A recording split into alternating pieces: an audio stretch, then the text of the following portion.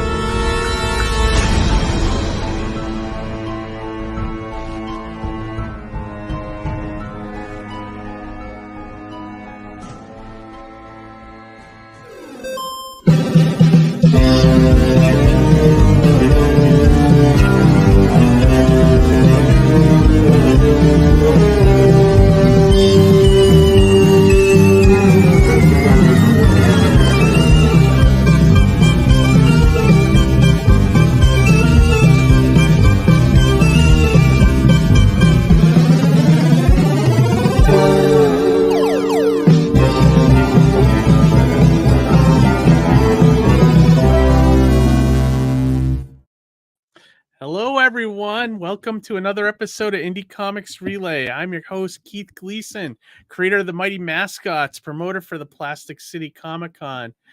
And with me is Harry G, graphic artist extraordinaire. How's it going? Hey now, can we get a hey now in honor of Ralph Thrilla? Oh yeah, in honor of Ralph. Rest in peace, you know. Yeah, I don't know if you guys me and Harry are big Howard Stern fans, and this week Ralph Sorella died, and so like the whole Stern world was like on, up in arms, or not up in arms, but like just upset. He was his hairdresser, for a short time, his hairdresser, his stylist, and his best friend. They called him like his brother, I guess, or yeah, it's with him for a long time. 40 years in the radio business is crazy, Crazy, yeah. But I should address too, like Johnny's usually with us. Tonight he had, I think, a wake and a funeral to deal with. He may still show up at some point. He he asked me to send him the link, so we'll see. It sounded like it would be 50-50 if he does. So if he does, it'll probably be later in the show, Yeah, Johnny. Sorry for your loss, Johnny. Yeah, well, I was going to say sorry for your loss. It stinks to lose anyone in general, but especially this time of year. It's like this time of year. Yeah, exactly. Yeah. I already talked to him about it a little bit on text, and I gave him my condolences and everything. Yeah. He was telling me it was one of those uncles. We always have like an uncle that we're more closer with than the rest of our aunts and uncles. Yeah. And this was one of the ones that Johnny was close with. So he's kind of like taking it, in stride, I guess, but still, like you said, it just stinks to lose somebody this time of year, Right. Yep. Because it's kind of like bittersweet, you know what I mean? Like it's like a great time of year, but then, you have that memory. It's I don't know, the worst to couple it together with that, but yeah, exactly. And it's just like you just kind of do the best you can, Right. Yeah. But so what's up with you, Harry? Anything new in the last 2 weeks since I talked to you? No, I was going to ask you about if you're a week off last week, but I finished that comic finally. It was like a that's awesome. A lot more work than it should have been, but because like I was saying before, it's fixing, cleaning up the artwork and Photoshop, getting the pages ready. removing lines, adding lines, redrawing parts to it, adding color and shading. So it's like many steps to this thing, and there's like I think the top third of my back is like fused together still. So it's finally beginning to get better. I don't know. How about you? How was your week off last week? Did you do anything special or good? Yeah, I mean, to me, it's not usually a week off, no matter what. Like if we're not doing the live streams here, I'm like making like 2 or 3 videos a week. You know? Oh yeah, I noticed. So like I'm still running the channel. Yeah. It actually helps when we do a live stream because then I don't have to make one of the videos. You know, so like we kind of create the content, which is nice. You know. Yeah. But the channel's like we just hit 922 subs, so we're getting closer and closer to 1,000, which is awesome, you know. Yeah. And then I just gotta worry about getting our watch time up, you know, and then we can get monetized, and that's cool. And then the YouTube algorithm starts to help us instead of hurting us, you know. That's so good, so it's exciting. We're almost there. I bet by sometime in 2024 we'll probably hit that, you know, or maybe at the end of 2024 we'll finally be at 1,000. We should keep a counter like in a corner somewhere. You're gonna gather every week and just see what Jerry Lewis. Yeah. Like a telecon. Operators are standing by. Yeah. Well, tonight we have 3 awesome guests. Like people, the 3 guests I believe know each other too, just from conventions, and we've been friends for years and stuff. So this should be like a fun, breezy episode, you know. Yeah, I've met Matt before, and I think one other person looks familiar, but I'm not sure. It could be from going. Jay at a bunch of shows. Yeah, he's usually at Plastic City. Yeah, I make the so. And he's usually around on a lot of the local area shows too. And Vince started doing more shows in this area lately. Like I used to only see Vince when I used to do New York Comic-Con. Yeah. Because that was like the one major show he set up at. And he's been making comics for a long time. I've known Vince for years as well too. But yeah, no, it's gonna be great to have all 3 of them on the episode. I just wanted to give a shout out real quick to Ara. Hey, Ara. Glad to see you here, man. Hey, Ara. Good to see you, man. Thank you for joining us as always, you know. And my wife, of course, is in the chat tonight as well. Hello, Amy. And Amy's here. And then Amy's feeling a little under the weather. She just just tested positive for COVID. Oh my God. So but she ran out this morning and got the Paxlovid, you know, so she's already started on it, and hopefully by tomorrow. Does she have any major symptoms or anything, or? Well, I just got over like what I thought was a cold, but it could have been that I gave it to her because I never tested. It could have been COVID, but you're a carrier. Yeah, maybe. I don't know. Like if you can tell my voice isn't I'm not quite 100% yet, but I'm getting there. You know, life is pretty like. There's good things and bad things. Like, so I told you I finally finished like Comic-Con, and I have like plenty of free time now, you know. But yesterday, my water heater blew or stopped working, so now I got no hot water. So I'm like, great. You know? And I thought it would be a nice easy fix, but no. Yeah, of course not. It never is. You know. No. I kept seeing like videos and people telling me at work, "Oh yeah, all you gotta do is like take the face off of it, clean off the little grate or whatever that it collects, residue or whatever. Yeah, and like put it back in." I'm like, no, it's like thousands of dollars of repairs. Or I think a new one actually. Did you call? Did you actually have somebody come to the house? Yeah, they came today. Yeah, so not good. Geez, yeah. Yeah. We just had to do our furnace a couple of years ago, and that wasn't no picnic. We had to replace the whole thing, you know. Yep. But yeah, so we know we've been in that situation. Yep. This time, well, at least it's like a mild week, you know. Yeah. Oh yeah, definitely. It could be a lot worse. Yep. Definitely, man. But all right. Well, without further ado, let's bring in tonight's guest, and we'll start mixing it up here. So I'm going to start first with my good friend Matt Herring. Hey, Matt, what's going on? What's going on? And also once co-host to the show. Yeah, I got to do one time helping you out, and it was a lot of fun, and glad to be back. yeah, hopefully many more to come, in the future. And let me see. We also got Vincent Ferrante. What's up, Hey, Vince? well, our water heater just went today too. Did it So really?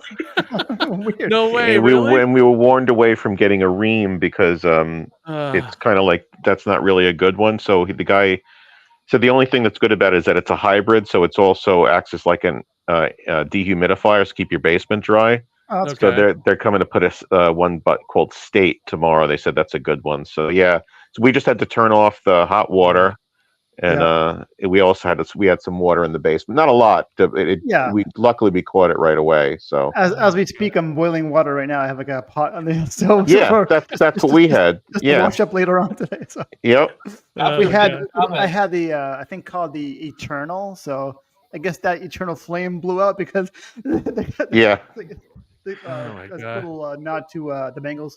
Hopefully you guys weren't working on an advertisement with Ream hot water heaters because Vin just blew it right out of the water by saying, I wanted to warn people. I mean, because the guy who used to own this place did everything himself, and he decided that it was better to kind of like go halfway and then just stop.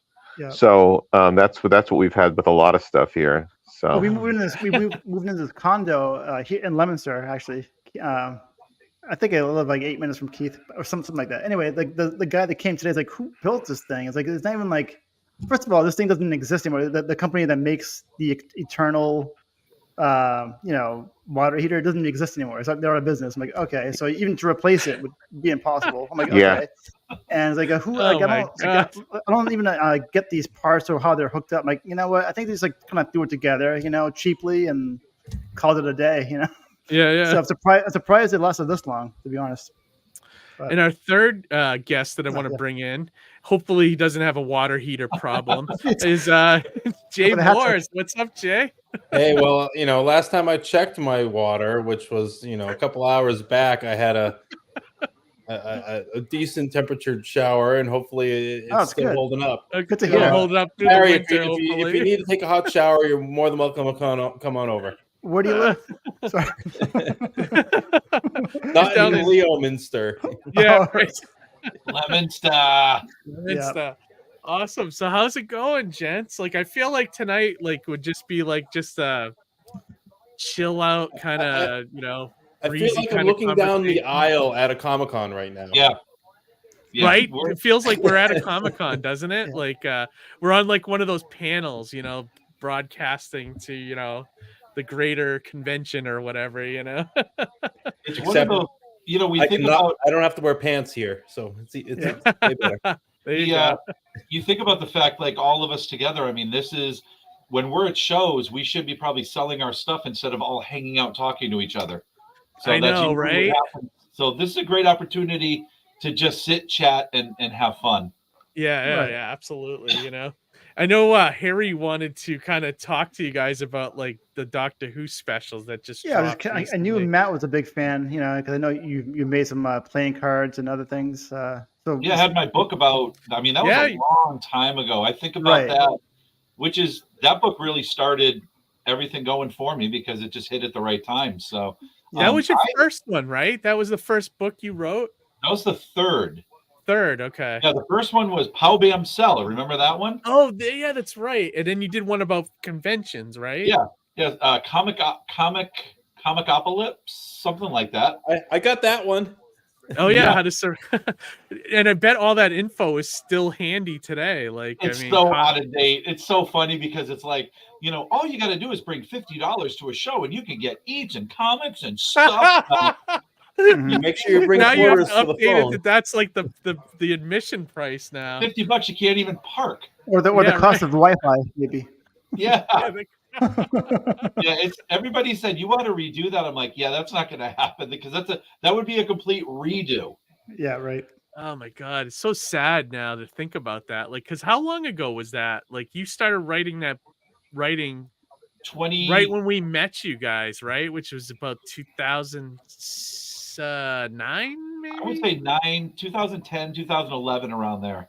Okay. Yeah, can you believe how much it's changed since then? I mean, how expensive it is now? It's nuts. I mean, the funny thing, when I think about how I met Vin, the first time it was at a Big Apple show in New York.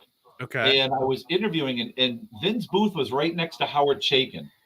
And I did an interview with Howard Chaykin, and Vin's wife, Lisa, said, you got to go talk to that guy. He's doing interviews. I don't know why he's doing interviews, but he just interviewed Howard Chaykin. So Vin came up, we started talking. But when you think about like the old Big Apple shows in New York, you would have indie creators all mixed in with everybody else. And you don't have that anymore because it's almost, like you do have the upper class, lower class, everybody else. Yeah, like everyone's kind of separated now. Yeah. Like that's interesting too. Like that, you just with like Howard Chaykin, like it's no big deal, like that. Yeah. It's different now, certainly. How was that interview with him? Because he's always been kind of like a weird guy. Great. Was it good? Yeah, good. Everybody warned me. I mean, I've had a couple. I had Jim Shooter, who everybody said, just be careful. This dude's cranky and he's going to rip you apart and he's blah, blah, blah. I made him cry talking about something. And he's just such an amazing, down-to-earth, really cool guy. Yeah, he's a really good person. Anything that you hear to the contrary is just people who are either just bitter or pissed off at him because he made them because essentially he made them do their jobs, and a lot of people don't like that. So, well, in fact, Marvel could use him now because they could, because that way he would say, learn how to color, don't learn how to use Photoshop on the job, and a bunch of other stuff. Whip over there, that's for sure. I think Yep. Speaking of that, did you guys see all the hullabaloo in comics this week with that retailer up in Haverhill? No. Oh, was that the story I was telling you about, by the way? Yeah, the Comic Palace. Yeah. What happened? What did he do? So that guy was on, I guess he's got a YouTube channel this week they clipped a video, a portion of the video from like one of his videos, and he was just going off about how crappy the writing is now at Marvel and DC, and how the writers, like, no one wants to read about their personal lives and like Iron Man and this and that. I saw that. He basically went off, and then it caused like a huge stir between like the Comicsgate people and like the non-Comicsgate people. And it was like I was watching some of it on Twitter, and then Mark Millar got involved and blew it all up even more. Okay, so that's what I was seeing, all this stuff, like people were posting, I am no longer a fan of Mark Millar, and I'm like, oh god, what happened? Yeah, that's why, because Mark Millar got involved and did an interview with the guy from Comic Palace, which was actually a pretty good interview. I watched the first half. It was only like 30 minutes, and I watched it, but it was nothing like, it was just him talking to the guy about like what kind of things we can do to make comics better and make them sell better, because honestly, like the sales are so low now, like dangerously close to like just really not having comics anymore. It's like gotten that bad. Tell a story. Bottom line, tell a story that I want that's going to be interesting and fun. That's it. Yeah. Yes. You just tell a story that's relevant to the title. That's basically all you have to do. I mean, things tended to really peak in terms of the storytelling and the art in the 70s and 80s, which is why when you see people selling products, you don't see them selling anything that's based on anything that's recent, unless you're talking about like the mass-produced crap that they put out for movies or whatever. But any of these toys, like any of these toy companies, anything that Todd McFarlane's doing, it's all the classic designs, because when you hit something that's right, it endures. So, I mean, you ask anybody what their favorite Iron Man armor is, they're going to pick the classic one that, John Romita Jr. did, because it was simple, because technology becomes simpler the farther along it goes. It doesn't become more complicated. So, they could really, if they just basically simplified it and got back to their roots, I think the comics would definitely recover. Yeah, no, I definitely think like it's hard to break these characters. So it's like they're trying though. Yeah, they are trying. They are trying. That's for sure. I think the other thing. I think the other thing that's really, and it's all it's all like a circular thing, where it's like So Marvel and DC aren't making a ton of money, so they're not hiring a ton of great talent. They're hiring low page rates, low, so you're getting the type of writers that, that you get with that money, and it's unfortunate, but this ain't like the 90s when you could make 50 different Spider-Man covers and it would work, it just, I don't know. It's interesting times. One thing that Matt pointed out to me, which I didn't really notice, was that Marvel will just get somebody on the book to launch it, and then they'll keep switching them out. Whereas for the most part, DC seems to be, even though DC is not in as good a shape as Marvel at the moment, they tend to put a creative team on a book and it'll stay pretty consistent for a while. So at least you can count on some type of consistency from them, and overall their color is better too. Yeah, and I think they did the smart thing by kind of paring down their titles too. I feel like everything's Batman or Superman though over there now, but it feels like it's a little tighter, Yeah. I don't know. But there's a bunch of comments coming in, which is great. Chris Hebert. Hey, Chris, what's up, man? Tell a story with one cover. Yeah, I mean, that's definitely, the covers are usually just pinup art now. There's no I used to love when the covers would be sort of what was happening inside the book. It's supposed to be. Yeah, it's supposed to be the cover is supposed to be the turning point in the third act, where there is a reversal of fortune. Like one of my favorite ones is where Batman is in the stocks because him and Superman get sent back to Salem. Batman's in the stocks and there's a sign that says the Bat Witch must die, and Superman is standing there. Technically, Superman wasn't really trying to, put Batman in the stocks. They had to pretend in order to get whatever it is that they were trying to accomplish. But, I'm fine with you fooling me or putting one over on me, as long as I'm complicit in it. And that was the great thing about what Chris Hebert was just saying.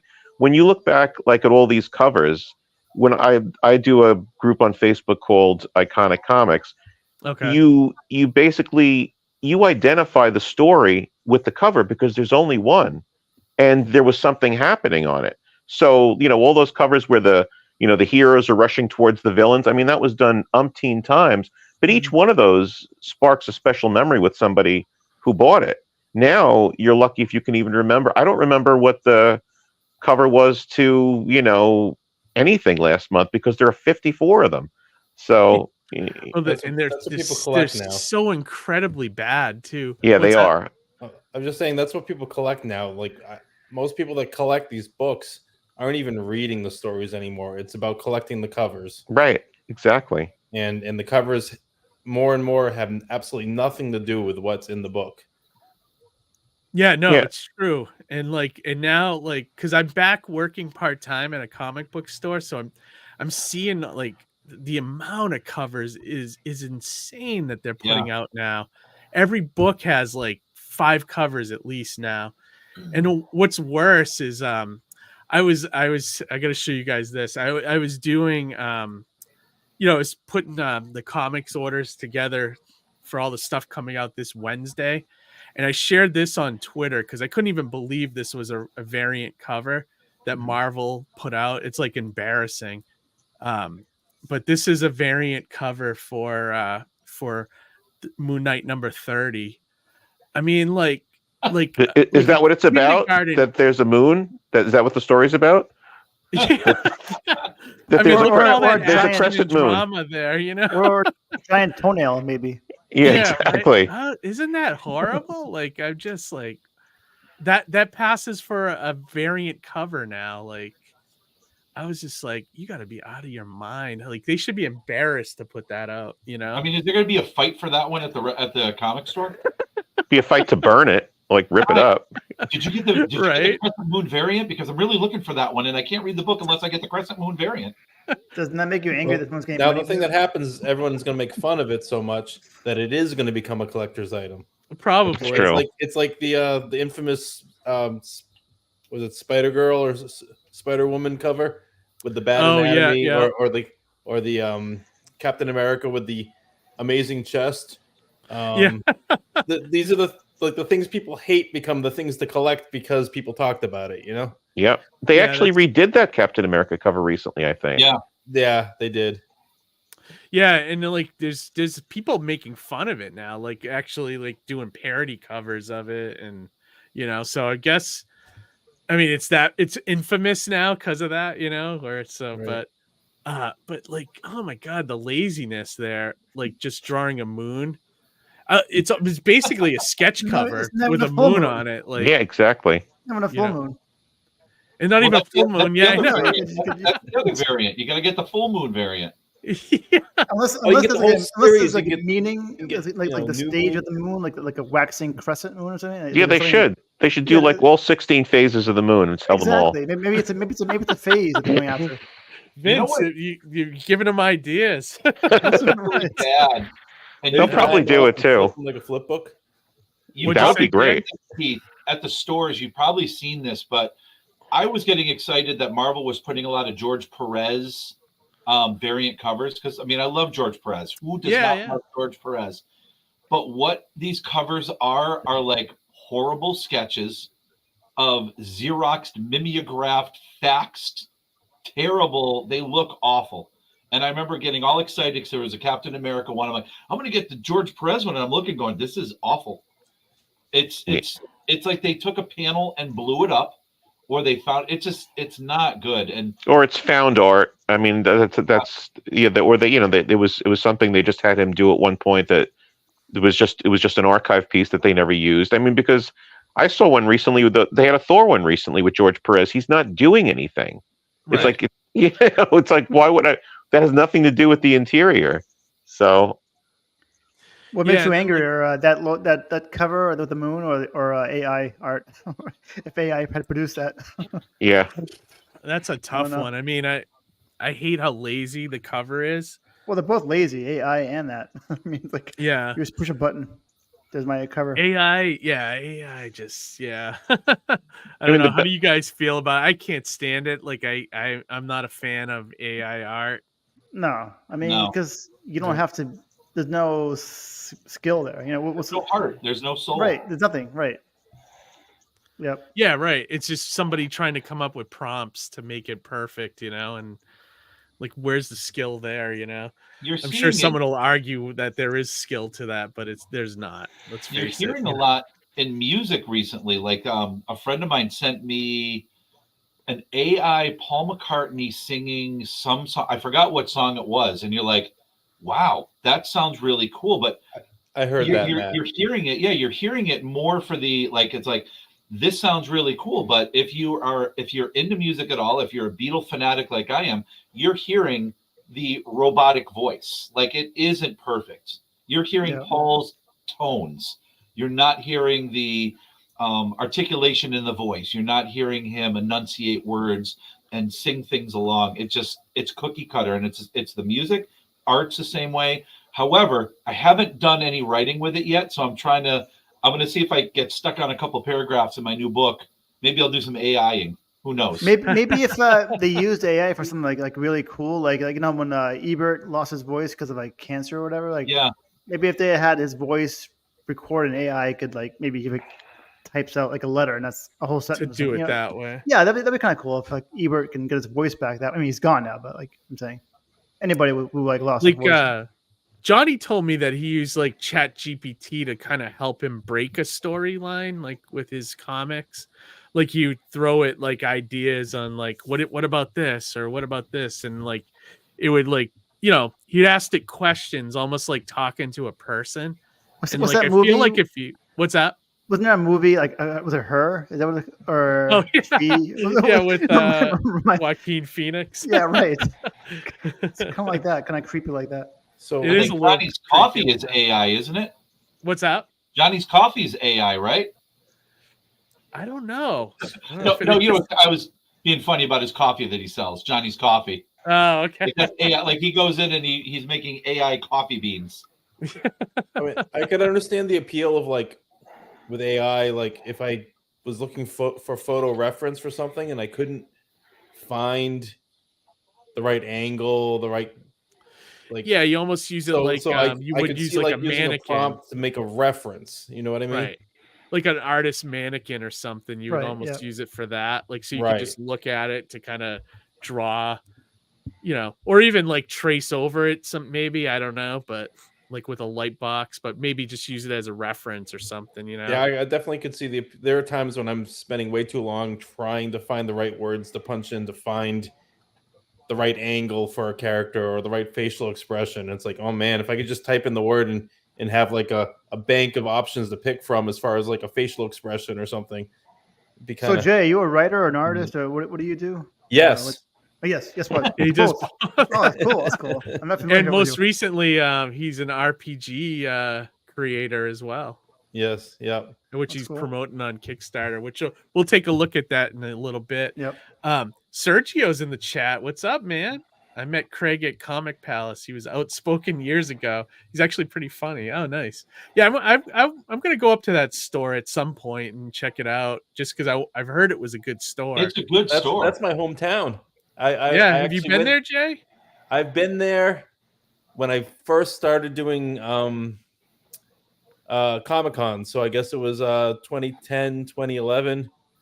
That place was, I remember finding it. I'm like, oh, I should go to the, this is my hometown, so I should go to the local shop. And I think he picked up what I had for comics at the time to carry in the store, which was cool. Oh, cool. How long has he been open? Like, is it a store? I have no idea. I hadn't lived in Haverhill for quite a while, and I didn't even start really collecting comics until I started making them. So, Gotcha. Yeah, Haverhill. Yes. I'll definitely have to check it out. Either the next time we do Haverhill Comic Con, or we should go on location. Yeah, go on location. There's a Haverhill Comic Con. Yeah, it's like a library show, but it's really good, Matt. You should. I used to love doing the library shows. They're the best. Like, I keep missing it. I know the librarians there. Like, I've talked to them, and like, you gotta remind me before it's too late next time. Jay, next time when I find out about, like, when I get an email, you want me to let you know? Yeah, please do. Okay. How about you, Matt? And definitely. Yeah. Okay. Yeah, it's just like it's they get about 30 tables, and pretty much it's free. Like the tables are free. They ask for like a 10% donation, for whatever you make that day, but it's like a really low risk to do in the show. And they get a nice little crowd that comes through, We always do, last time I did 100 or two. My high school alumni. Yeah, you probably do really well me, there. So. Yeah, you'll probably get people that from the town coming in there, Jay. So it's a nice little show. I recommend doing it. What's Haverhill's mascot? It's actually Haverhill Hillies. Their mascot is technically a statue of the thinker that's in the foyer of the high school. Oh, okay. And fun fact, my wife's from Fall River, and their mascot were the Hilltoppers. Oh, weird. Wow, interesting. That worked though, because my wife's school were the Panthers, and my school was the Panthers. Oh, nice. Okay, let's go around the room. Vin? We had Roman centurions where I went to school, but since Romans would basically put lead in the drinking water whenever they couldn't conquer people out of spite, I basically just divorced myself from that. I'm allowed to do that too. I'm Italian. So I'm surprised that mascot isn't actually canceled now, I wouldn't be. I would. Yeah, the best part about him was the hat. I like that they have a brush on top of their helmets. I always thought that was cool. Zoom. Yeah. Zoom. Well, I'm from Westford originally, so ours is the Westford Grey Ghosts. So, okay. Oh, that sounds cool. Well, because back in the day, a teacher died at one of the original high schools, and people can still claim to still see her up in the steeple area of the school. Oh, wow. Which is now the Rodenbush in Westford. And so years ago, I forget, like whenever like different TV shows, like supernatural TV shows, came to our town to like interview us or do a story, and we said no. So because we didn't want the publicity of like weirdos in our town. So even though we our logo is the gray ghost, but I thought it was ours was the Blue Devil. Like that was ours, the nice. Blue Devil. So yeah, that was a great book. Yeah, that book was a lot of fun. It was a lot of fun. I love that character too. I actually liked it better before they actually made him a full-blown demon. Yeah, it was more fun. It was more kind of like weird. He kind of like had to just make the best of what he had. Right, it was just some dude trapped in a suit, wasn't it? Like that was basically it. Guy or something. Yeah, Stuntman. Yeah. He was on a movie set, and that was the guy he was going to be jumping off a building in his Blue Devil suit. Something happened, and can't take the suit off. Yeah, no, it was good. It was Paris Cullins was the artist, and I forget who the writer was. I'm trying to think who wrote it. I'm picturing the top of the cover. Yeah. That was a good book. Yeah, I bought it every month. I loved it. Yeah, I loved it too, actually. What's his name in Marvel? The what do you call it? The X-Men guy that Nightcrawler, he looks like. Yeah, Nightcrawler. Nightcrawler. Nice. Yeah, I love that book. And I mean, I guess it was still okay when he became a devil, like a real devil, but I still prefer the man in the suit kind of thing. It was just kind of more like offbeat and just more of a challenge for him to actually accomplish stuff, because he wasn't a real devil. He was just a guy who somehow went to the bathroom, which I would have definitely addressed that if I was writing the book. I mean, I don't know why they didn't. Like if Keith Giffen had been writing that book, he would have addressed it. So I don't think it was him. Well, everyone poops. I mean, that's true, but there was no flap. But something I want to know. I mean, right? You gotta probably figure out how that happened. The book is relatable. Yeah, I love stuff like. What'd you say, Matt? The book is relatable because who among us has not gotten stuck in clothing? Right. Every day. You barely get out of your pants. They were so tight. Was he? Was Blue Devil part of the Charlton stuff? No, that came over to DC. Okay. The book came out around that time. It did. That's why Captain Atom, Blue Beetle, Sarge Steel. Question. They brought the Peacemaker in at the time, but they didn't do anything with him. Right. I remember they did like a mini or something. Oh, right? I had the greatest poster. Like it was painted. They were coming at you. Oh, so good. I love the Charleston Heroes. Yep. Oh, cool. Nice. How's that movie, Blue Beetle? Is that any good? Haven't seen it yet. I liked it. I mean, it got trashed, but I enjoyed it. Yeah. I don't know much about the character. Yeah, I haven't either. I was going to watch it last weekend, but didn't get around to it.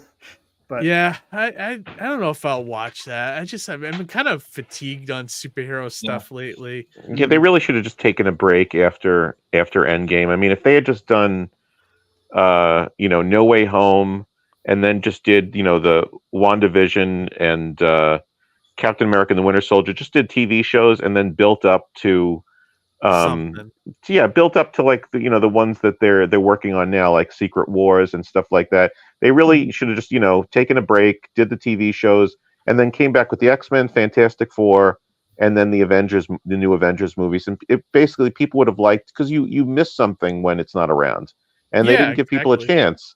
Yeah, I don't think necessarily all those movies were that bad.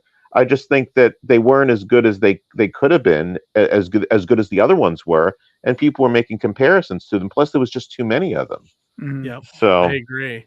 And then DC was jumping in the ring with a million properties too. It just the whole thing with just. Marvel. What's up? They were trying to keep up with Marvel, and it just didn't work. Like, should have just done a couple of them, like the Suicide Squad movies. I thought those two were great, but they didn't have to do the Shazam movie. It just didn't connect with me. I mean, there was just a lot of them that they were kind of like half-assed, so it just didn't really do it for me.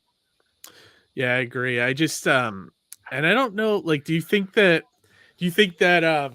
James Gunn taking over DC is going to change anything, or do you think people are just going to treat it like the Marvel stuff now? He's got enough of a lead time that if all this negative feelings towards the movies these days dies down, if he comes in with something really strong, like for instance, I liked Black Adam a lot, but I just think there were just so many other movies going on that were trash that it basically I think it just got trashed as a result of being, among all those other ones. But I think if you just wait a while, I think it probably would.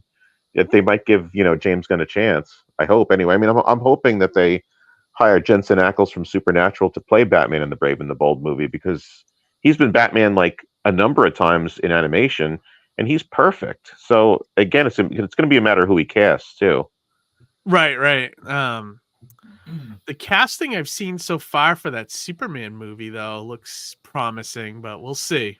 Yeah. Did any of you guys watch The Righteous Gemstones? No, I've heard about it. I haven't seen it yet. Okay, they cast one of the kids from that to be Jimmy Olsen, and he's absolutely perfect. Like orange hair, freckles. It was just what you want to see for Jimmy Olsen. And then they cast Nicholas Hoult as Lex Luthor, which I think is an interesting choice. Why is that name is so familiar to me? Where's what was the big thing that he was in? He played the Beast in the newer X-Men movies. And he also he was in Fury Road, Mad Max Fury Road. He was the bald mutant guy, the one that teams up with them at the end. Yeah, I saw the X-Men movie, so I do remember that I liked that guy. Mm-hmm. Yeah, he's a good actor. He was also recently in The Menu, which was like a kind of like a horror / comedy. Okay. With Ray Fiennes. He's a good actor. Head chef on that one? No, he's the kid that brings Anna Taylor-Joy to the dinner. Yeah, I know exactly what you're talking about. Yep. Yeah, he's gonna play Lex Luthor, which I think is a great choice. The best Lex is Rosenbaum. I'm sorry, he's like Rosenbaum's really. He was good, really right? good. Yeah, he was. Yeah, he was one of the best. Yeah, they need to with a Superman movie. They just need to go back to what Superman was, and that he is the light in darkness, instead of making everything dark. And that's where they blew it with all these other Superman movies. Yeah. Like he came in and he's as pissy and dark as the people he's fighting. Yeah. They were trying to, they thought they had to be edgy, but that's never been DC's image. So I don't know what they were trying to do. Even Marvel knew they had it to be. And Marvel's comics are much more edgier and darker in general, but they knew that they had to go positive with their movies. I thought that worked better with Batman though. Batman Begins. It's all I think that worked better with that. But the darkness goes with Batman. Exactly. That's why it works with that. Yeah, that's why it works. Like I think that was their biggest mistake, is hiring Scott Snyder, or is it Scott Snyder? No, Zack Snyder. Zack Snyder did the Man of Steel. Right, and he kind of overseeing all the Justice League and all that.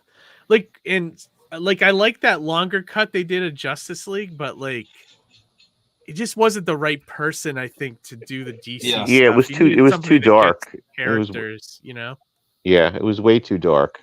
It was, and I think that's what hurt him. Overall, so. But I think that hurts all the superhero movies when you don't get the right people to do them. That don't get the characters and the comics. Let's face it. We're just talking about people that don't get the characters or the history there, and it doesn't make a good property. I mean, the Justice League cartoon was perfect. It was the perfect mix of drama, action, and humor, and those shows were hugely popular because everybody looked the way they were supposed to. And everybody, they had the adventures that people remembered the likes of from when they were kids. And they just need to keep the stories simple. They don't need to make them complex. It doesn't mean they can't have depth just because it's simple. But they're either convoluted or they're so dumbed down that it's almost like you might as well just put it on Disney Channel. So which is I think where they're putting a lot of Marvel movies these days, Disney Channel. Yeah, I mean, they could learn a thing or two from Bruce Timm and Paul Dini on those shows, because those were amazing. Yeah, the Batman Brave and the Bold cartoon is my favorite out of all of them, because they give you everybody the way they're supposed to be designed, and they give you a lot of people. They start out with an adventure right in the middle, which everybody likes when movies start that way too. That you're right in the middle of the action. You see people. It just lays out, this is who I am and this is what I do. and then you get into the main plot of the story, and they did that with every episode, and you know it was great. Yep, I agree. That show should have went on like 15 seasons at least. If you ask me, what did it go for? Like 3? It went like 3 or 4 years, right? Yeah. 3. And then they did a Scooby-Doo movie with Batman and the Brave and the Bold. That was good. I liked that really one too. Fun. Yeah, I really like that too. But yeah, I have all those on DVD. Those DVDs I probably won't get rid of because I'll always be afraid that they might take that off streaming somewhere and I won't be able to watch it again, you know. So I'll keep those, you know. But yeah, I agree with you. I think that's my favorite version of the animated Batman. Is that it's definitely my favorite. And I mean, I love Batman the Animated Series, but when Brave and the Bold came out, I'm like, this is. If there was a book that was like that every month, I would buy it. Awesome. You know, and that's best Aquaman ever too. Oh, he was great. Yeah, he was. It's the same with Jonah Hex. Jonah Hex in all those cartoons, no matter what he is awesome. That's what you need to look at. Say, okay, let's take that. Let's put a real dude in there, get some real horses, and make a movie. Yeah, that's used to drive me nuts about like even like when they made the Jonah Hex movie. Like there's certain characters. Like how do you mess that up? Like just make a Clint Eastwood Western and then just put this guy in it with one eye, you know, and you got the right, and that's the movie. Like and I was just hearing recently too with Marvel. Speaking of Marvel messing up, like.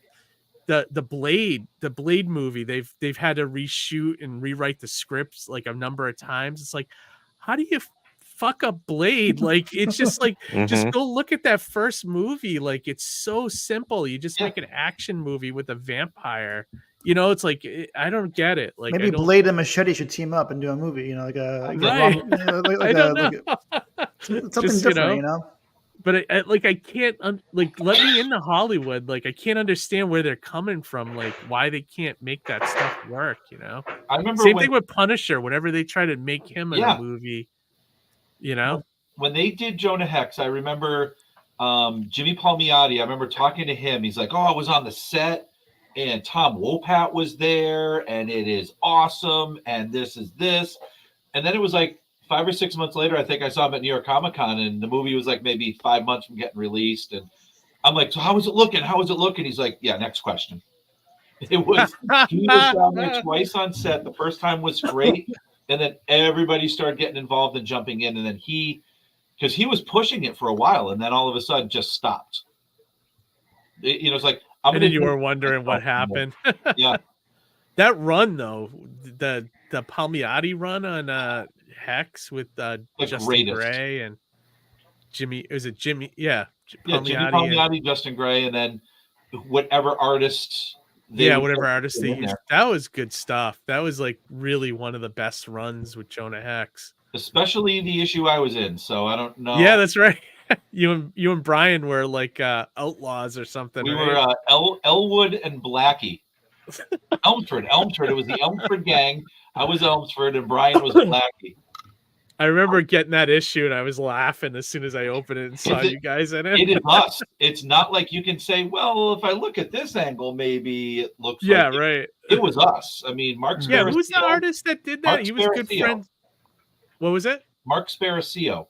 Oh, yeah. And he was friends with you guys through the podcast, right? Yeah. If I remember right. Yeah. And Jimmy Palmiotti said, hey, get some Jonah Hex references. Palmiotti and then Jimmy Palmiotti said, reach out to this guy, Matt. He has all the Jonah Hex crap. I let him borrow it. And then he said, hey, do you want to come down and model to be in the book? Yep. I live 4 hours away. Don't care. Yeah. That's great. Yeah, no, that was, oh man. I just thinking even comics like 15 years ago were so much better than the stuff coming out now. Like, yeah, it's interesting where we're at. I mean, I still find good stuff, but I feel like it's a lot more. You're gonna dig a lot more. You gotta dig good comics now. Yeah, probably Conan the Barbarian is probably the best book that's coming out these days, and it's sad in a way because they're just modeling it after the John Buscema books. I mean, Jim Zub is writing a great book. Rafael De La Torre draws exactly like Buscema, and then I forget the colorist's name, but he's just matching that deep, rich style with more of like a 4-color process instead of just like, exploding and throwing up color all over the book. And that. it's great. It's a great book. It's fantastic. I actually, and this sad thing is, the ironic thing is that I actually stopped buying it. I'm like, this is great, but all I see when I read this is, gee, I wish all books were like this. And I like Conan, but I was never a fan. So I'm like, I'm only buying it because it's what comics should be, not because I'm actually a fan of Conan. So I'm like, I really don't know that I can buy this every month, even though, but I can highly recommend it. It's a great book. Nice. He's got them all right there. Mm-hmm. There we go. Did you guys see they're coming out with a Savage sort of Conan mini? Yeah, it's going to be black and white. They're going to do Solomon Kane, and they're going to do Call. Kane is the backup story. That sounds like it's going to be awesome. Like, I always love that character for some reason. So I might grab that myself. That was a great movie too. They were supposed to be a sequel to it, and it just never happened. I remember that. I remember it was such a great movie. That was the one with Sean Bean, right? Yeah, it was. Yeah. That was one of the best comic book movies ever made. Well, and technically, he's not even a comic book hero. He was just right. He was adapted into comics. He was a pulp character. Yeah, but I mean, I consider it like one of the best comic book movies because they actually looked at the source material. And it was exact, Yeah, I love that. I love when they do it right, So, but yeah, Vince. Speaking of like tell us a little bit about how you got started making comics. I don't know your full history. I mean, I've known you for a while, through Matman, but I don't think we've ever talked about your origins at all. Or I started going to New York Comic Con in the '90s when it was under old management. Okay. And initially, I just went because I just wanted to get freelance writing work. So I was walking around at the first show, and nobody would talk to me because it's like they're busy. They're not really into they're not going to be like interviewing somebody or being willing to take somebody's samples or whatever. So I said, well, maybe I should just start saying that I'm a publisher, and then kind of use that as a backdoor to get work. So I started just walking around and just saying I was a publisher, and all of a sudden everybody started wanting to talk to me. So I'm like, why don't I just do that then? And then once I started doing Witch Hunter, I'm just like, I have no desire. Well, I mean, I would still take freelance work, but this is really what I love writing now. So that's my favorite thing to do. So I did it myself for a few years, and then I LLC'd as Monarch in 2007, and then I met Matt, and then I met Blake, who's my co-publisher and colorist, and he does all of our production work, and that's where we really started to be able to hit like a quarterly release schedule for Witch Hunter, and that's so 32 issues in, and we're going to be doing a follow-up series to it to kind of like wrap the story up once we finish formatting all the issues that we've got so far. So like that is pretty much it in a nutshell. Is Witch Hunter coming to an end? It's not like I'm going to stop doing it, but I always did have like my biggest influence is Babylon 5, and when he first started writing it, he had a beginning, a middle, and an end right away. Yeah. So I have the beginning. I have the whole story written out for like the past 15 years. I know how the main story is going to end. Like I know how I'm going to get to the world that I would like to live in. And then once I do that, then I'm just going to do like prestige, like one shots, like Witch Hunter and the Mystery of the Haunted Castle, kind of like your Scooby-Doo movies where, it'll be a self-contained adventure. It'll be based on everything that's come before, but it's not going to be like, an ongoing thing. You can just pick it up, and it's just kind of like, like any issue of Scooby-Doo that you would pick up. You never have had to read it before. And that's what all issues of Witch Hunter have been anyway, but this will be even more just sort of self-contained. So your story kind of reminded me the last time I went to New York Comic Con. Actually, the only time I've been there, like that I got in. The only panel that my friend Jess and I, you know Jess Trudeberry, we went there, and the only one we could sneak into was the last Witch Hunter panel. Oh yeah, yeah. We sent them a cease and desist. So and Vin Diesel, or somebody, I don't know, one of the people there gave out free tickets to go watch Witch Hunter in the theaters. I'm like, oh, I guess it's one good thing, And then we started in the theater. I'm like, oh my god, it's the worst. Yeah. Yep. Those movies cost me like a lot of money because was there any kind of what relation happened, to that Vince? here? Did they really When steal that from you? Or well, did, no, like, it's just that I own the registered trademark, both the image and the word mark. I own 2 marks for Witch Hunter, and I have since 1993. So when they put out Hansel and Gretel Witch Hunters, I immediately sent Paramount a letter, and because I own both marks, they weren't allowed to release any merchandise. The only thing they were allowed to release was, I think, my lawyer said something like cups and like posters. So I had to sign. Paramount's lawyers sent me a 20-page coexistence agreement, which basically acknowledged you were first. And so I signed that, and then they were able to release merchandise. And thankfully the movie failed anyway. But it's just like, and then we for the same thing with the last Witch Hunter movie. I just sent them a letter basically just saying, I'm putting you on notice. This is my mark. Mm-hmm. And the reason I chose the name in the beginning was it's already an established concept, so I already have built-in awareness with people. Yeah. So it's just like and that's one of the things that pisses me off. It's like, as an independent creator, I take all the right steps. I'm always nice to people. I always make sure that everybody is taken care of, that I'm being respectful of other people's marks. And it's just not right that a bigger company thinks that they can just steamroll over it. I would never take anything like that from people. And and just to show you, like, what integrity certain people have, Dark Horse put out a book called Witch Hunt at one point. So so my lawyer said we should send them a letter, and I said okay. I said, but they're really nice people. Mike Richardson is a nice guy. I said, just send them a letter saying, just in case you're not aware, this person owns this mark and has been putting out these books for a few years. They were so nice. They immediately changed the book to Kiss Me Satan.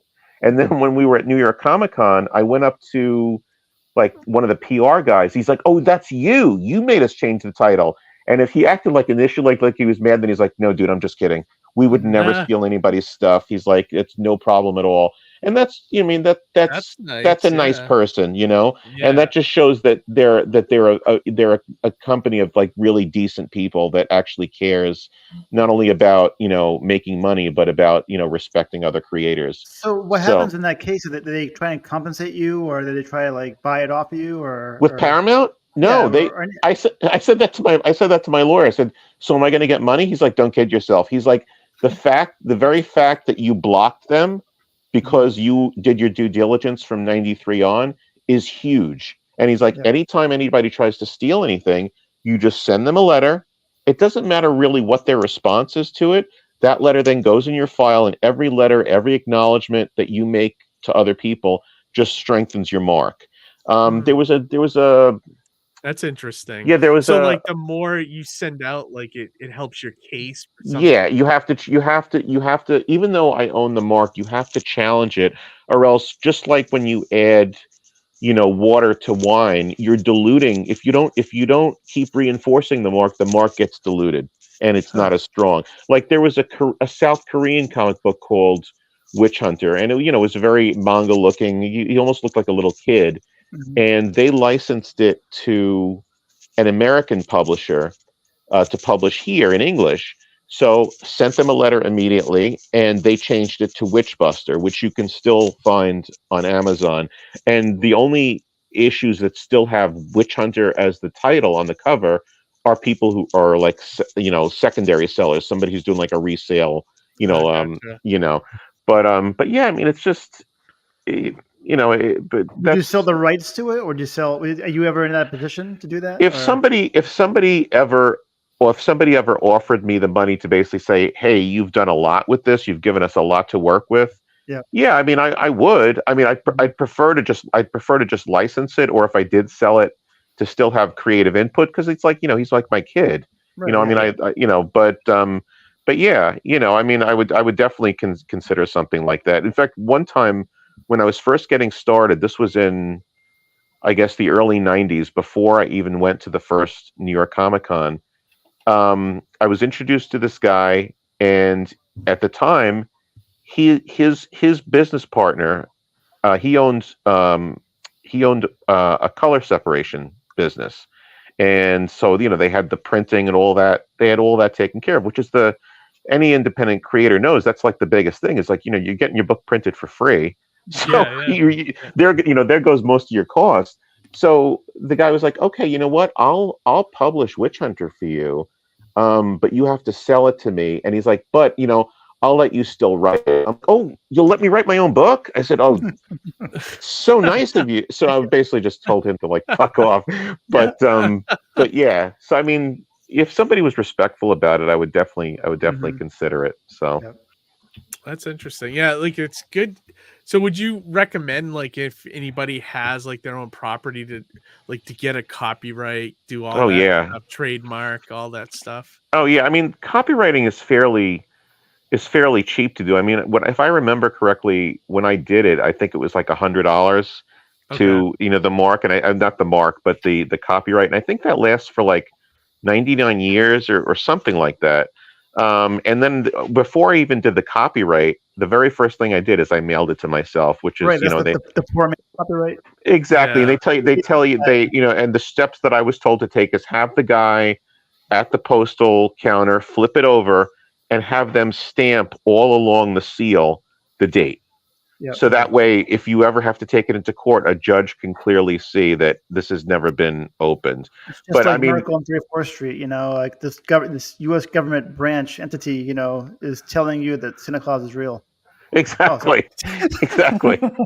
But I mean, if you want to go the trademark route, which I definitely advocate, it's expensive, but if you do it yourself, which it's kind of a pain in the neck to do the paperwork the first time. I did it myself the first time, and it was mind numbing, especially if you have OCD, which I do. It was just you have to describe the character in explicit detail. I was losing my mind. I'm like, okay, so there's pink here, but under the mask there's kind of a shade of blue. So I actually called the trademark attorney at the USPTO, and she's like, by law I'm not allowed to advise you.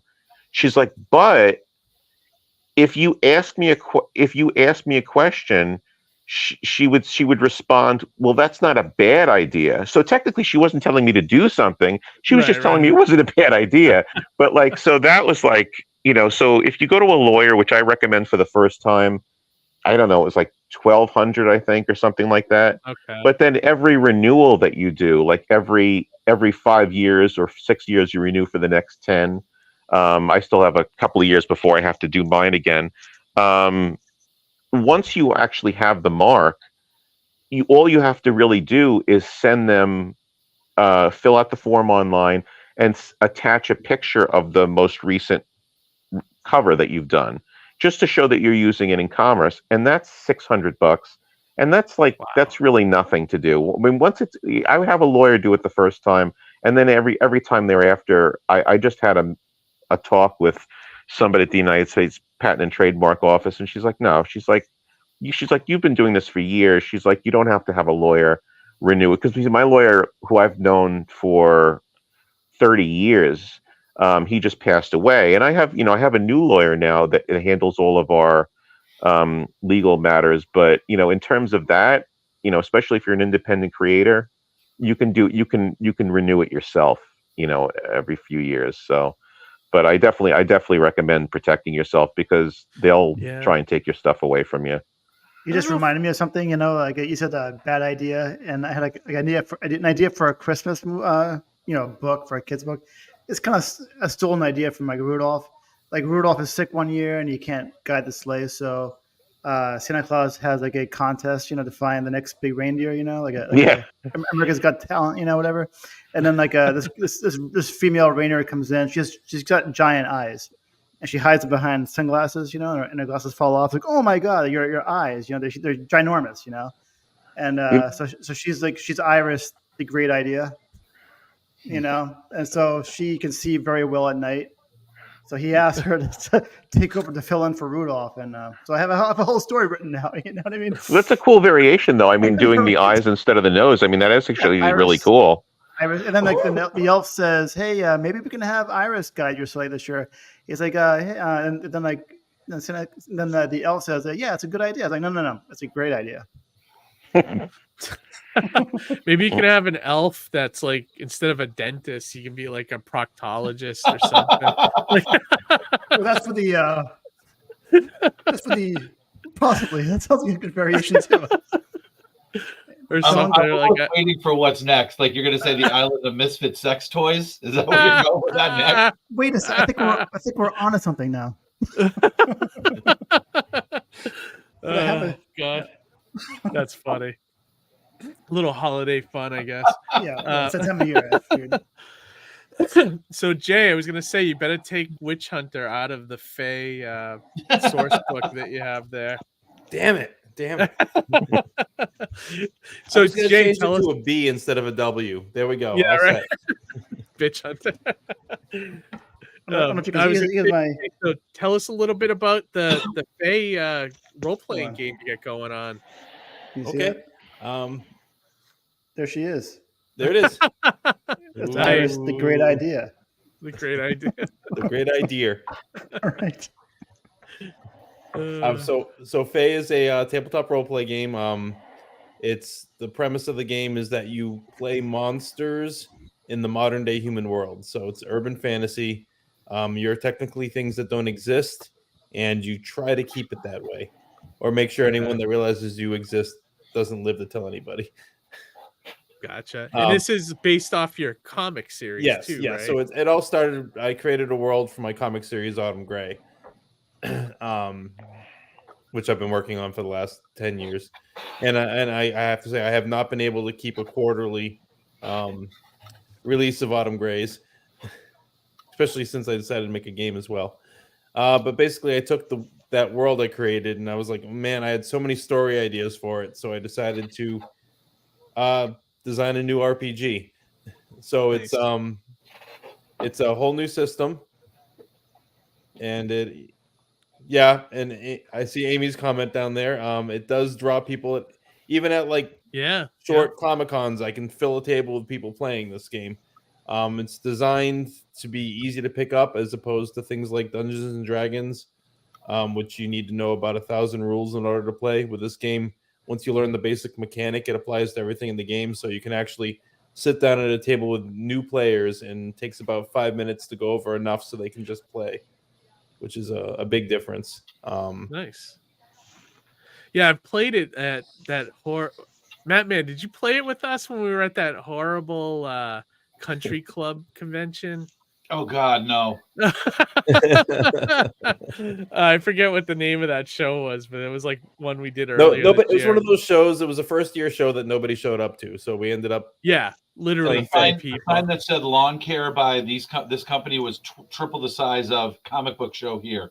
Yeah, yeah. They had a balloon. They had a balloon. Come on. Yeah, right. Convention was so dead that a bunch of us just played Fae, and like it was me, Johnny. I thought you played Matt, but maybe I was wrong. No, I was too busy just cheerleading the stupidity of everything else. Oh, okay. Someone had to watch all our tables. Yeah, right. Yeah. And oddly enough, to pick Matt, who's usually the first one to leave all the tables. Yeah. Yeah, right. Yeah. I gotta admit, it was a fun game. It was. It has a lot of similarities to Dungeons and Dragons, but like you said, it's a lot easier to play. And I think the key to making it work as a game is a good. What do you call, like, what's the equivalent of the dungeon master? Is it game master? Game master. So if you have a good game master running it, which you did, you were the game master, and I think that's why the game worked really well, because you kind of guided everything.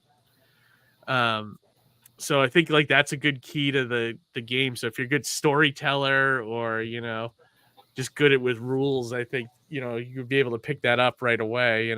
Right. Basically, everybody was handed a character sheet and then one sheet of paper that had enough information on it that they could just play.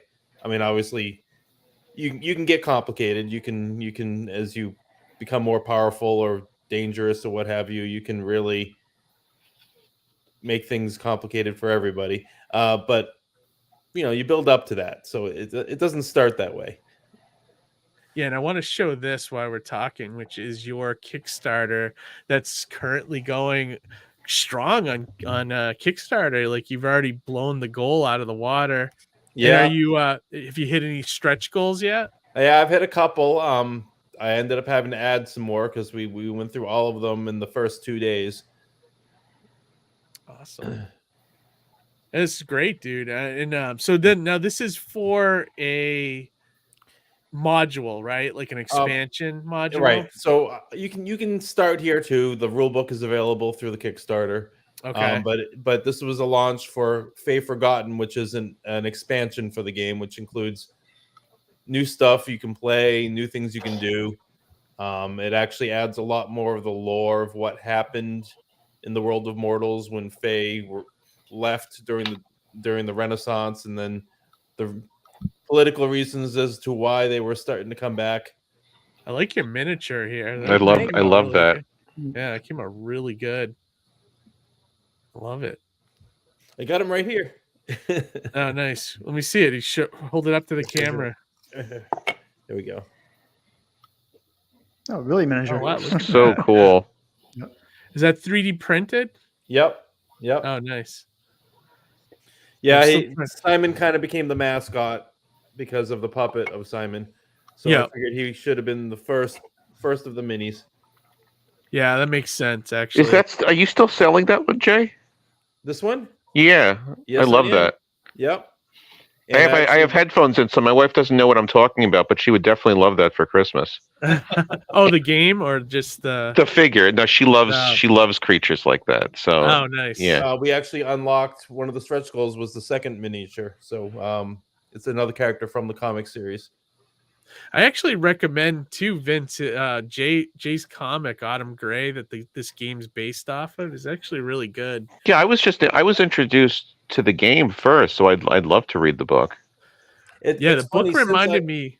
Go ahead, Jay. I'm sorry. Since I launched the game, the sales of the comic have shot right up. It's like because they go together. It's Yeah, exactly. The comic is like a prequel to the game. The comic takes place in the 90s, and the game doesn't spoil what happened in the comic series, but it does mention that thing that happened in New Hampshire. Oh, nice. They mentioned that thing that happened in New Hampshire, but I made sure that it wasn't going to spoil the story of what's happening there. Do you have an ending in sight for Autumn Gray, Jay? Or I do. So I'm on issue 9 right now out of 10. At the end of issue 10, the story arc of Autumn Gray will be complete. But then after that, I actually have a whole story for Winter Frost, which would be the next 10 issues. It was originally all supposed to be a novel. Oh, okay. And it got overwhelming. I spent too much time thinking about what I was going to write and not having enough time to write. And I started losing track of what I had written and what I thought about writing. If you know what I mean. Like, you're stuck in a car driving somewhere for 2-3 hours and you have tons of ideas, but then you're like, wait, what did I write down? What didn't I write down?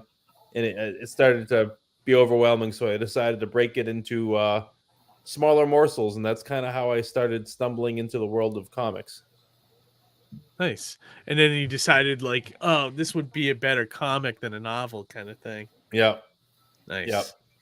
Well, I've read it. And I think I've told you this at shows. Like I've read at least the first paperback. Yep, the trade. And in some ways, it reminds me a little bit of Fables, like the DC Vertigo Fables. I wrote it before reading any Fables, but I do have a shelf of Fables over here in my bookshelf. Nice. Through recommendations from other people.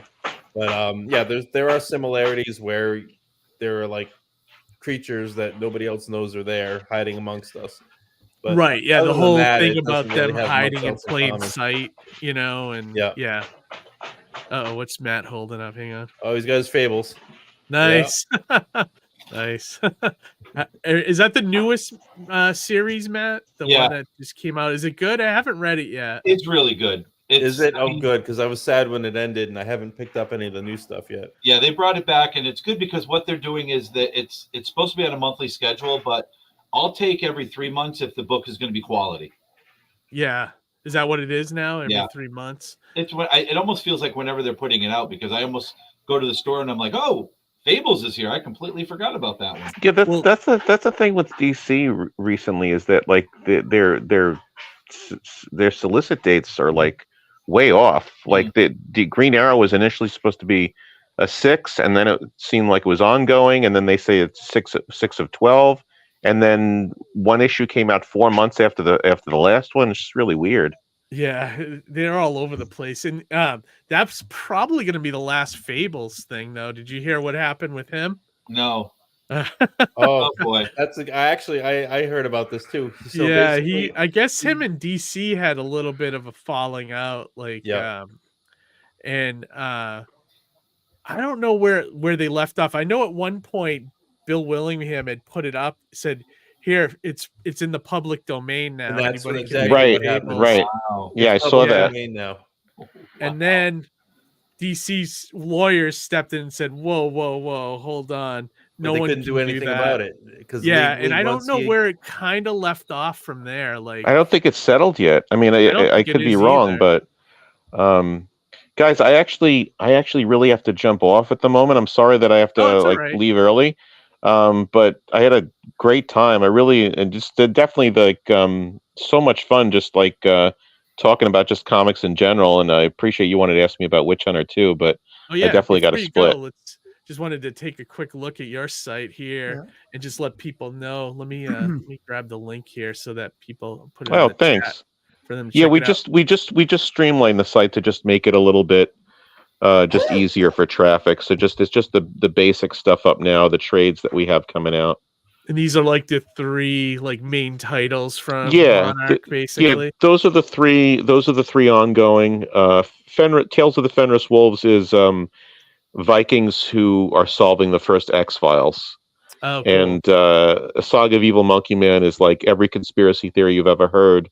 The guy gets changed into a giant monkey, and in order to try and find a way to turn himself back, he winds up visiting all these different sites like Area 51, Montauk Project. Oh, cool. Yeah. And, I do like the artwork. It remind me of those like pick your own ending books back in the day. Thanks. Yeah. Oh, yeah. Yeah, we had Frank what's Bruner. the basic premise for Witch Hunter too, Vince? I don't think we talked about that. Witch Hunter is people don't believe in magic anymore. So every time you buy a product or vote for somebody or watch a certain type of media, all those things are controlled by this same evil cult. And what they're doing is they're basically absorbing the magic that we put into stuff by our appreciation for or purchase of it. So we're giving up magic that we don't even believe that we possess. And they're just storing it all in this big capacitor so that they can recharge the ley lines, fix the atmosphere, and allow the races that used to live here that revere the earth to come back. And so Witch Hunter is trying to wake people up to their potential before it's too late. But, that's not going to happen. So yeah. So, and, when all else fails, he just blows things up. So we had Frank Bruner do first, I think, 10 of our first 12 covers. And, the artists that I've always hired are just, people who basically, draw in like the old Marvel or DC style. And I just try and make the colors a little bit more updated. It's not exactly a 4-color process. There is slight gradation to the colors, but for the most part, it's pretty standard colors. Because I think the artwork looks better when the ink lines can come through, and you don't have so many colors going on. It's a little bit more basic. So the colors look pretty much like they used to look in the 70s, but with a little bit more gradation. Nice. Yeah, I like that. I like that you have an old school sensibility about the comic. Yeah. And then we got Matman's books here as well. Matt actually was the person who came up with the idea for the Monarch books imprint. So those are the books that we're soliciting now. And nice. Monkey CC Monkey is fantastic. I mean, I know that Matt's my best friend and we're publishing it, but I'm really saying this as somebody who basically is just like a regular fan on the street. It's if you love the Goonies, if you love Stand By Me, just put those 2 books together and you've got that. And Black Sabbath I actually became a fan of Black Sabbath by editing that book, because I always liked Iron Man, nice. But I was never a fan. But right. Now I actually have an appreciation for it. So that's great. You guys got a YouTube channel, you got Twitter, you got everything. So that's cool. Yeah, so follow these guys. And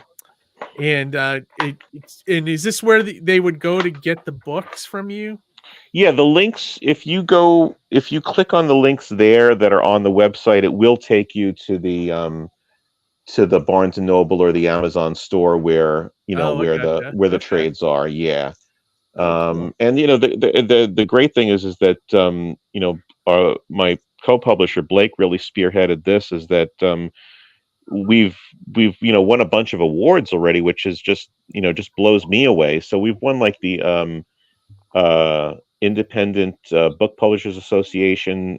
Blake has won, I think, the Ben Franklin Award for Saga of Evil Monkey Man, and Witch Hunter has won like Reader's Favorite, and then another one which I should remember since I won, but I don't remember which one.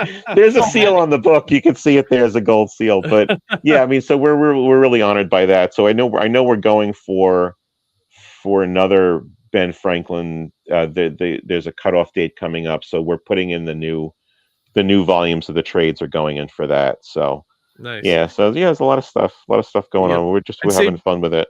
Before you head out, Vince, one last question. Like, I know you got more books from Matman coming out as well, right? And then, do you have any other comics that are coming out from Monarch that you can mention? Or well, I always believe in keeping. Yeah, I mean, I like to keep it small because I feel that, kind of like what Matt was saying about Fables, we want to make sure that we put out quality. So we want to use our resources to the best that we can. But that being said, because we're concentrating so much on reformatting and putting extra bonus material and backup stories in the new trade volumes that we're putting out of the existing issues, I wanted to put out something new as well. So we're putting out a prestige format hardcover Witch Hunter Adventure. It's going to be a one shot, and it'll be out in 24. And cool. It's all new stories.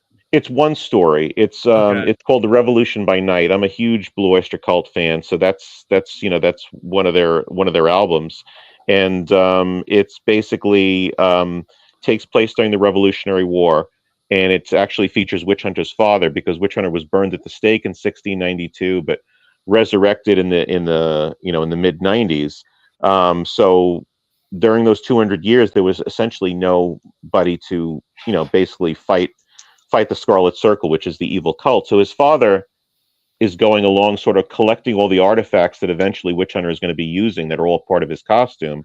So this story takes place during the Revolutionary War, where his father is basically a stand-in, and sort of like dark forces that are trying to help the British win the Revolutionary War. So cool. Yeah, I wound up going down a rabbit hole with that, because I bought one book on Benedict Arnold, and then I'm like, oh, this John Andre character is really interesting. So I bought another one, and I ordered a third one. So I'm probably going to be like, like a Rhodes Scholar by the time I actually finish writing this thing. So, but yeah, so we're really happy with how it's coming out. The guy who's drawing it is really, I mean, he reminds me of like Bernie Wrightson. So, and he's a young guy, and he's just fantastic. So. And you think you guys will have that out this coming year? It's definitely coming out in 24. I've already got the first 7 pages, and I give him like 4 pages a month to do, and I'm going to cap it at like 24 or 32 pages. Gotcha. But yeah, no, it'll probably be done by, I'm hoping to actually have it out at Terrificon, because this guy lives I don't know if he lives in Rochester, but he lives somewhere accessible to Terrificon. So I want to, more for him than for anything else, I want to make sure that he has something that he can sign when he's there. He's such a nice guy. Awesome. That's great. Yeah. So awesome. Yeah. So his name is Just Swamp. So he'll be there. That's really his name. Yeah. Wait, is it Swamp? It's just hyphen Swamp. That's his name. Yeah. Swamp. Okay. Yeah. I've seen some interesting names. That one's definitely up in the top 5, I think. Oh yeah. Took a little getting used to for me. I'm like, really? That's your name? Oh yeah, that's my name. Okay. So. Okay. Yeah.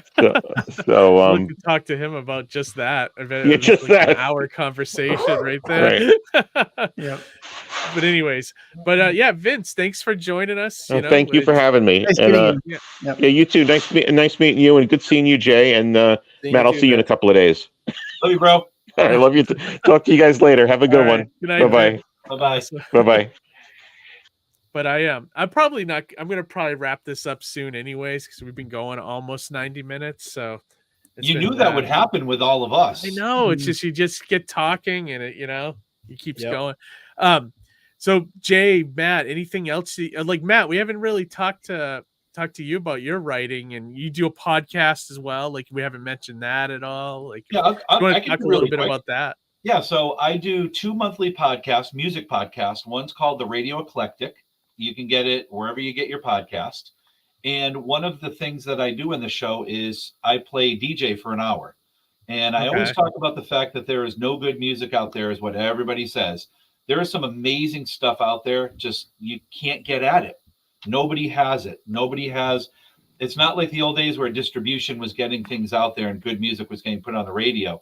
So my show, I started out with like 5 or 6 record labels. Now I'm at like 60 or 70. I probably get 150 albums every couple months to review, to play on the show. And it's starting to pile up. It's starting to pile up. Like, just to show you how is yours like an indie, almost like an indie this is radio just like show? from the last couple of days. Wow. Of stuff that I'm never even going to get through, but I'm trying. Like, I think, like, when you say that to me, I feel like I'm in my head, I'm picturing like a college, like indie kind of rock station or something. That's what it's become. That's what it's become. Okay. So Nice. I'll be playing stuff like from bands from the 80s that are still making music now, whatever it is, some new bands. You're finding out like Sweden is just a melting pot of amazing stuff out there. So I just get a lot of stuff from Sweden. But I also do Striper, the band Striper. I do their official podcast, 53.5. And that is a show that the Striper fans are fanatics. That show goes up and I must get 50,000 downloads in a couple days. Wow. It's crazy. Like I've already had issues with who's my host? Podomatic, because it'll be like, hey, you've already used your download capability. I'm like, I just put the show up. Oh wow! So like, do you have to buy like the special tier or something? Yeah, I'm gonna have to do that, or I'll make Striper pay for it. I don't know. Yeah, you might. Yeah, well, Striper should pay for it because it's basically their fans, right? That are coming. Their fans are the ones that are killing me. But it's such a great community. It's awesome, or either that, or you could put like one of those like online tip jars on your site or something, and maybe pay for it that way or something. It's a good problem to have. No, it really is. That's great. Problem to have. And doing the music podcast has really kind of pushed me into writing music biographies. The last one, Vin was showing it, and you saw it in the picture, is Black Sabbath, The Vinyl Testament, which is an entire history of the band. The cover was done by Andrew Edge. Oh yeah, I love Andrew. Is amazing. And the good thing, like with Andrew, is that he loves the music he's drawing. So for him to do this, I saw that and it captured exactly what I wanted, because he is a Black Sabbath fan. He also did the cover for my first music book, UFO, Your Favorite Band's Favorite Band. Yeah, nice. And it's based on the All-Star Squad #1. Yeah, that's right. I recognize that. That's great. And, so that was good. I'm redoing that one. And then my current book is when you redo them, is it more just like reformat, or are you changing stuff? Yeah, because Monarch is like, these books are now going into Barnes and Noble. I want them to look great. Vin doesn't want to be embarrassed, so he wants them to look great. So it's going through, cleaning them up, maybe adding a couple things. And like with the UFO book, I wrote this in like 2017, and I'm a much better writer than I was then, which isn't saying much. Not like I've gotten so awesome. I've gone from hack to less hack. Well, it's more like the more you do it, the better you get, kind of thing. Yeah. And then my new book, Monkey See Sea Monkey. Love that Emily cover. Druin did the cover. She did such a great job with it. And it's I gotta say, it's your best cover easily for that book. Yeah. If you had like 4 or 5 of them for the original book, and I've cleaned. This one is completely different than the original that came out in 2015. That one just looks like a fun, like that's something you'd see in the like the young reader section at Barnes and Noble, like that cover, like I picture it there. And I was at a concert last night. In fact, I was emceeing a concert by a band called Alice Loves Alien. Okay. Alice Loves Alien did the title track because being so deep into music, it has a soundtrack. So you buy the book, you get the soundtrack with it. And they did a song called From the Sea, which it's based on the book. And you're hearing all the situations in the book. And the first time I heard it, I was in tears laughing so hard. But it's such an amazing thing when you write something, you put something together, much like Jay, where you write something and then now you have a visual for it. Like that's just and for me, it's the audio of it. It's like, oh my God, this is not cool. It's not a static book anymore. It's got music to it. Yeah, I have audio. I have a person that's working on a Fae theme. Yep. Nice. That's going to be ever present. That's great. I'd love to do something like that with the Mascots. I'd love to do like remember those old Peter Pan records, something like that, like the G.I. Joe ones. I bet Matt had the G.I. Joe ones. Maybe a Mascot musical, maybe, or I love those. Those were like those were the things like Vin posted on that iconic comic page he was talking about, the Hulk at Bay book and record that came out. And my caption was turn the page. Boom. Because that's what it was. It was, somebody would do something and, oh no, G.I. Joe, what are you going to do? Turn the page. Boom. Yeah. And you turn it over and it would you do it like an old slideshow, right. I almost picture like Mighty Mascots. You could actually do like cereal commercials. Yeah, they need a theme song. Sound like they were, you watched them back in school. It was about eating healthy. Yeah. Yeah, right. Yeah, exactly. Do it like a school PSA or something. Yeah. That'd be great. Yeah. Chow Daddy or something. Daddy. And then the book I'm working on right now is it started out as working with Chris Poland, who was the first guitar player in Megadeth. Played on the first couple albums. This guy is incredibly influential. Putting together his autobiography, and then he saw what I was writing. He goes, "My wife and I want you to turn it into a biography." He goes, "We're not getting that feel of your writing because you're writing through me." So I went through the 40 or 50 pages I already wrote and made it a biography. That has been a lot of fun because not only I'm writing the story that I wanted to read, which is like great right there. I'll go on, like, he grew up in Dunkirk, New York, and I'll go on the Dunkirk Music Facebook page and say, "Hey, who remembers Chris Poland playing in Pegasus when he was a 13-year-old in high school in the 70s?"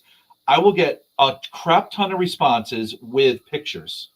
Oh, wow. And then you can use those for the book, right? Yeah. Or like, with their permission and everything, right? And then, so you get that. I just sent him a picture before we started recording. I said, "Hey, is this the house that Gar Samuelson, the original drummer for Megadeth, is this the original house you guys played in? Because I saw a for sale thing online." He goes, "Oh my God, that's the house. I haven't seen that in like 40 years." Wow. So all these things there. But that's cool. Yeah, but you're getting a lot of that stuff, and I had some really awesome point, and I completely forgot what it was. Something about the book. Don't even remember. But just having a lot of fun, getting to know Chris, really telling a story that needs to get told. But a lot of people know because he had a heroin addiction, and that's how he ended up out of Megadeth. Okay. And Dave Mustaine, being the leader of Megadeth and the voice of Megadeth, was very vocal about why he got kicked out and all this stuff. And Chris just wants to kind of set the record straight. We're making it positive. It isn't going to be a bashing book. It's just going to be, I've had a lot of fun going through his childhood. I thought that was going to be the most boring thing in the world. But he's like, "Oh, yeah, my dad and I used to go hunting." And he's telling me hunting stories. I'm like, this is gold. That's great stuff. Yeah, like especially like a fan will love that. Fans love that minutia. You know what I mean? Like, so yeah, you should hit every little story you can get. I think that's great. And are you planning on doing more besides that one, Matt? Are you doing more autobiographies? Or are you going to be doing more? Yeah, the other thing, the interesting thing happened was a couple weeks ago. I've been trying to push a Striper book. I've been, you do the podcast, you're friends with the band, the management. I've been pushing for a couple of years. The Black Sabbath title, The Vinyl Testament, was going to be for a Striper book. Okay. But then the Black Sabbath book, it just fit perfectly. So I've been pitching an idea, and then about 2 or 3 weeks ago, I got a message going, Striper's 40th anniversary is coming up. I think we need a book. And I'm looking going, their 40th anniversary is next year. That means I'm going to be technically writing 2 books at one time and still trying to, I've got a job, I've got a wife, I've got lazy time I want. It's kind of one of those things where it's, where's this all going to come from? But everything will work out. So working on I feel like if you sit down maybe once or twice a week and just write, one or the other, and then you'll get there. That's what I'm going to have to do. But Chris that's the priority right now. I'm hoping to have the main writing done by April or May, and a couple months to do the edits, get everything ready, and then by August maybe have it out. Gotcha. Awesome. Yeah, that'd be great.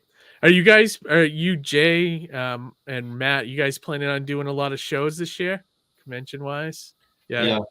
So not only is it Comic-Cons, but now I'm doing gaming conventions. Right. Yeah. Like I figured you would go 3 or 4 day excursions.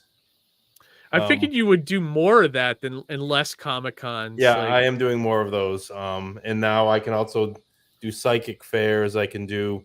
Oh yeah. Aren't they kind of merging together now? Comic-Cons and game cons, whatever. They kind of like merging. I know that Rhode Island has like big, huge game events there. Like no, a little bit. Like it's not. I mean, like just crazy, an example. but... I'm not saying go to Rhode Island. I'm just saying. Right. No, it's a whole different beast. Like doing gaming conventions. I have. Are you doing that big one, Jay? That big one that's out in was it Illinois or something? PAX or Gen Con? Might be Gen Con. Is that the one out in like Ohio or something? Yeah, Gen Con's always in a different place every year. Oh, okay. I hear that's the one that you want to go to if you're a gamer or something, right? So there's a couple. There's that one. Then there's also PAX East, which obviously is nearby, so that's easier. But now, wasn't that one mostly a video game, or is that both? So they have a different one called PAX Unplugged, which actually was 2 weekends ago. And that's just tabletop. Yeah. The tough thing is to get into these shows. You're on these massive lists, and it's kind of it quickly becomes a who you know. And I'm working on the who I know because I'm new to the gaming community. Right. But I mean, I did. I think Nova, if you keep building up goodwill and good word of mouth about the game, that'll probably be less and harder every time. Right. I almost got into Unplugged this year. I was on the waiting list, so I wasn't on the no list. Most people go right to the no list. Like, who are you? No, but apparently they did. There are people there that have heard of the game or played it at some of the other shows. So I was on the. And if something opens up, I was going to jump in. Nice. I was a last minute add on to CT Collectibles show because it was the same weekend, and I didn't want to commit to his show as long as there was still a chance I was going to be at PAX Unplugged. Gotcha.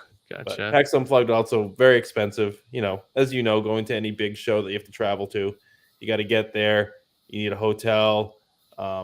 Table's not cheap. Yeah. You need to have enough merch with you to earn it back. Yeah, absolutely. Hey, I remember my killer story. So whenever we circle back, it's a good one. Go for it. Go for it, Matt. So talking with Chris, we were going through some stuff, and he grew up in Dunkirk, New York. He's got a brother, Mark, who's a drummer, a couple of years younger than him. And talking to some people, and then finding out, like, you want to find out about, like, I'm studying this town, Dunkirk, New York, and finding out that there really isn't a whole lot of famous people out there. But I'm talking to this guy who he was friends with Chris. His younger brother was friends with Chris's younger brother. So you've got the four brothers, the 2 brothers each age. Bottom line, long story short, the younger brother created that 70s show. Oh, cool. And there was the Loft was the name of the place where, like, they used to hang out. And the Loft is the place where Chris's band used to play when they were kids. It was a little club started by a policeman to keep kids off the street. And why do I always forget his name? The good-looking one that was on the show.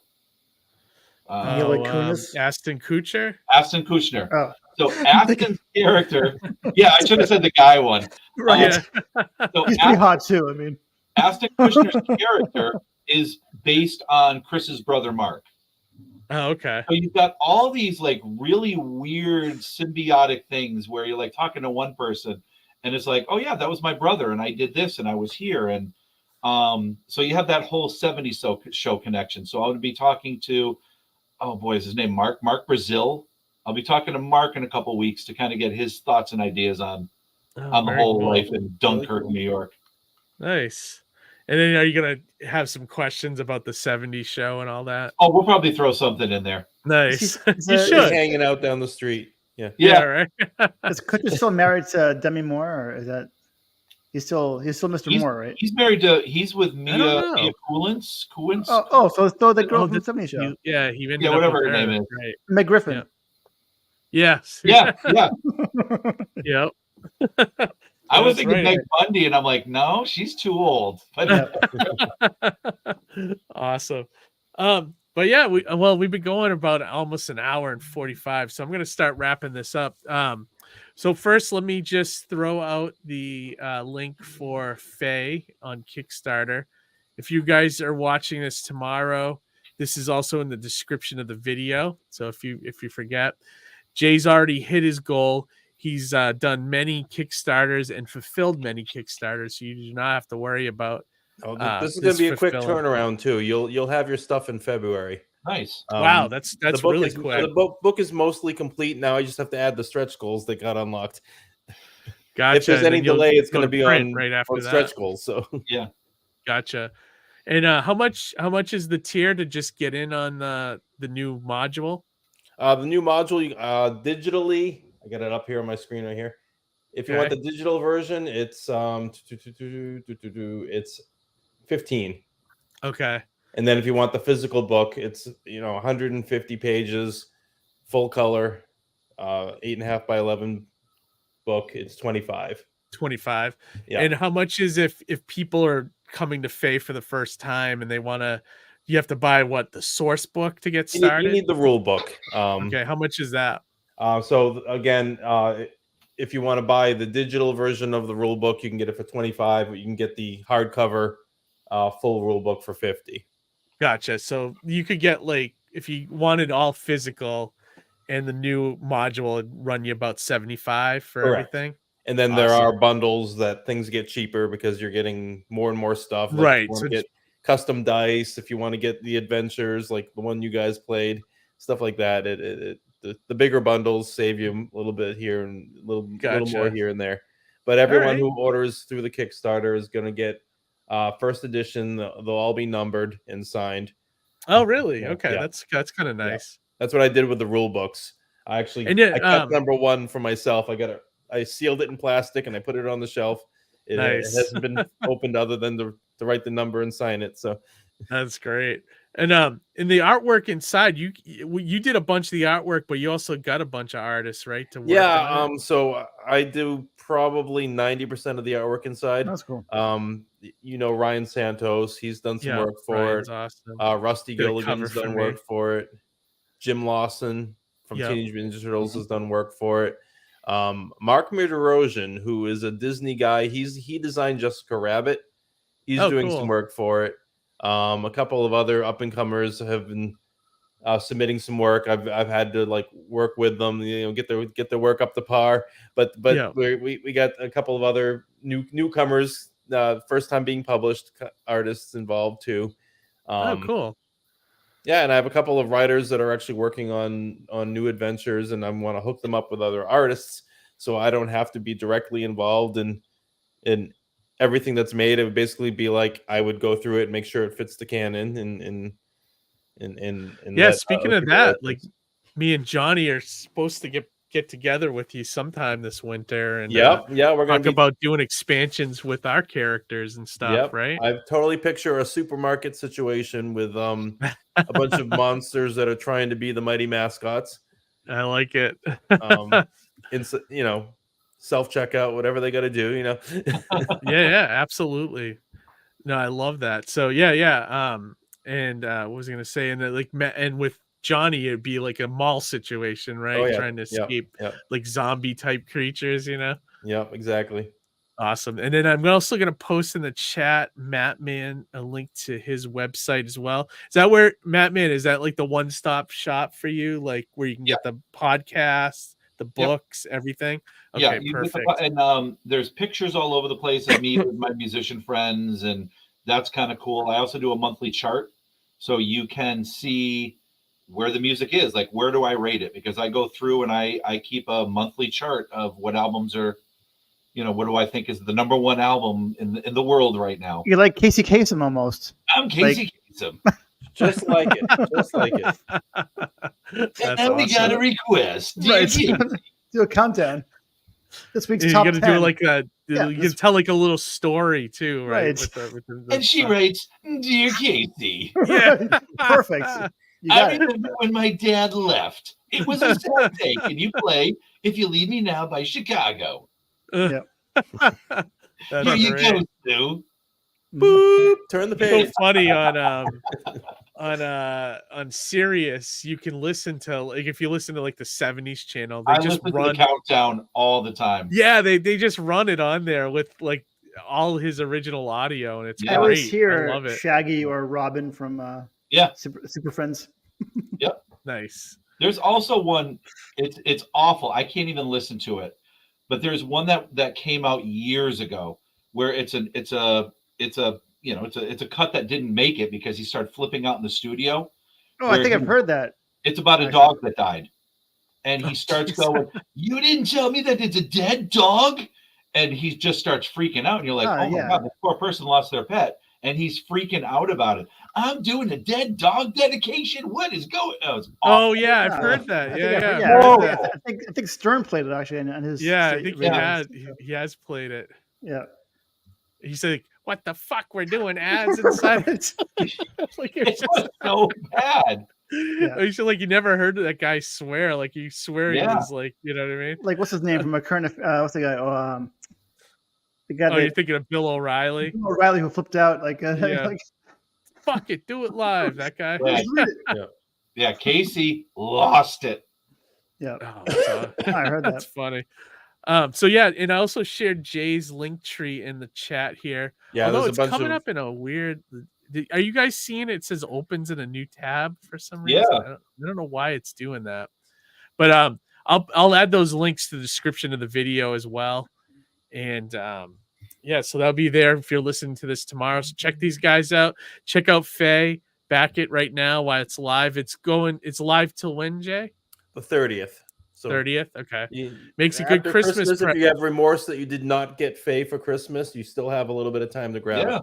Yeah, exactly. And then just print it out and say, hey, this will be in your hands in February, do something like that, especially for those RPG lovers in your life. And then also check out Matman's website as well. Grab a book, listen to the podcast. Every little bit helps. Every download, it help break the download, so that Matt has to spend money to increase the storage. Which is a great problem to have. That you guys that never happened with Secret Identity, right? Like it did a little bit. It never to the point where it is now. Like I will blow through it in 3 days. That's crazy, dude. And that's where I'm like, okay, there's a good problem. That's awesome though, dude. I mean, you think about like how many people are listening to you, like essentially, and I mean they're coming for Striper, obviously, but like you're the voice. I have no delusions that anybody's there for me.